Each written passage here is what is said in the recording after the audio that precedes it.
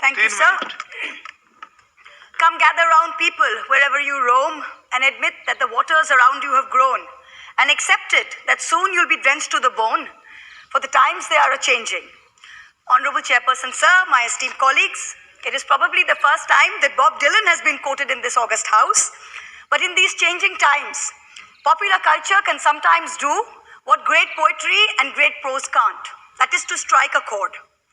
It is unlikely that in this myopic environment of a Hindi, Hindu, and Hindutva-driven environment, that most people will have listened to Dylan. So let me again begin by repeating that the times are indeed a-changing.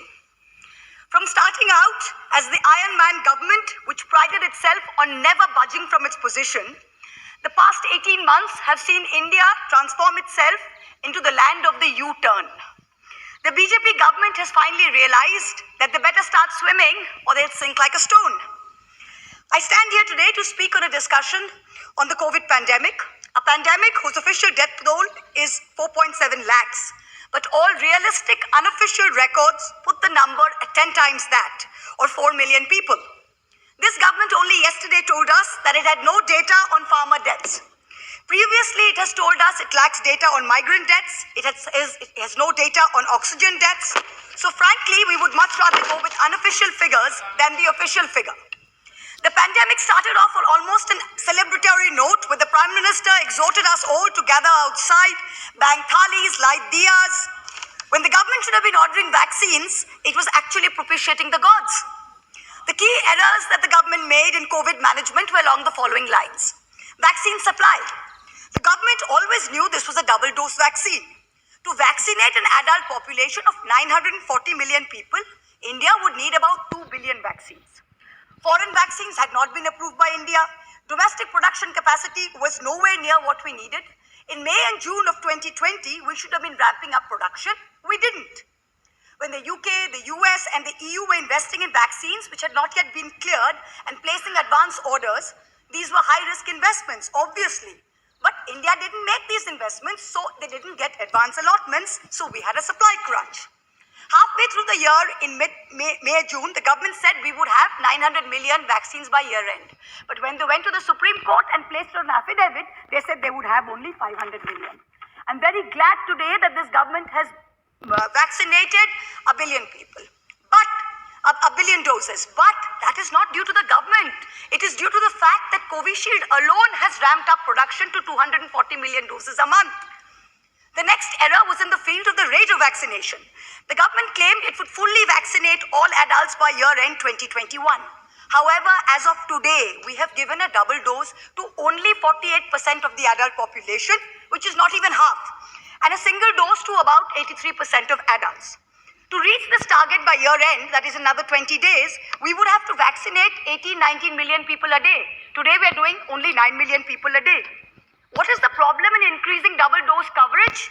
You know what the problem is? Because when we took down the names of people who were getting the first dose, we took only their phone numbers. The government didn't take their addresses. Now we have a vast rural population, urban slums, migrant labor.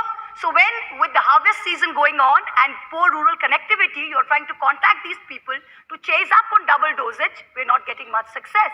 So we need physical teams to go house to house. In India, now we are busy playing catch-up. There is complete silence on third booster shots for the vulnerable, as well as vaccines for children and under 18s. There's a battle outside and it's raging. It'll soon shake your windows and rattle your walls, for the times they are a-changing. These changing times caused the government to do 3 rapid U-turns in vaccine policy. The government's original vaccine policy required people under 45 to pay for their vaccines. The Supreme Court called this arbitrary and irrational, and it also breached the fundamental rights of Indians, Article 14, Article 21. The Centre First States said states should pay more than the centre, then they backed down. Then they first said that private hospitals have the right to fix prices, then they backed down. The line it is drawn, the curse it is cast. The second wave of the pandemic laid bare how grossly unequipped our healthcare systems were. When several factors were responsible for the pandemic, not all of which can be blamed on the government, an easily preventable dimension of this was that oxygen shortage should never have happened in India. Independent researchers have documented that between April and May 2021, over 700 patients died due to oxygen shortage alone. In early April, it was clear we had a problem.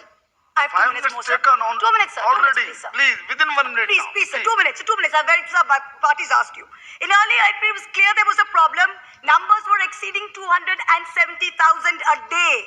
Yet the Prime Minister was lauding a huge crowd in a Bengal election rally. The Shahi Snan at the Kumbh for lakhs of people continued. The Chief Minister of Uttarakhand said, "We have faith in God and in Mother Ganga." Let me point out a very brief timeline of who said what. 27 January 2021, World Economic Forum Davos. Honorable Prime Minister declares India has succeeded in containing corona effectively. 21st February 2021, the BJP passes a resolution glorifying the Prime Minister and stating that India has defeated corona solely due to him. 7th March 2021, the Health Minister says we are in the end game of the COVID-19 pandemic in India. And then Parul Khakkar says, "Dekh lapto ko fiddle bajaye, ware billa Ganga, sahib tere Ram Raj mein, shav vahini Ganga."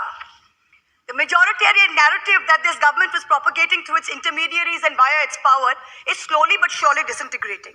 The first of these is the office of the PMO. In a democracy, one should be able to fairly criticize the highest elected office. Sir, this is not fair, sir. Janardhan Singh, sir, got 9 minutes. Tejasvi got 9 minutes, sir. Please let me 6 minutes finish. now. Today I stand... Bhola Singh ji. No, sir, please let me finish. This is not fair, sir. Sir, this is not fair. धन्यवाद सभापति महोदय, आपने मुझे वैश्विक महामारी corona के इस 193 की चर्चा में बोलने का अवसर दिया। सभापति महोदय, प्लीज, मैं हिंदी वासी हूँ और अभी अपनी टीएमसी की नेता हिंदी, हिंदू और भगवान के खिलाफ बोल रही थी। प्लीज, इनकी This is नेता not fair. My party has asked for 10 minutes, sir. don't Sir, use this type of sir, बिल्कुल please. नहीं, इस प्रकार की बात मत बोलिए।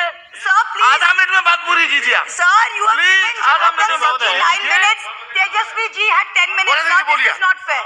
जी नो, ठीक है, बोला दीजिए, करिए। What did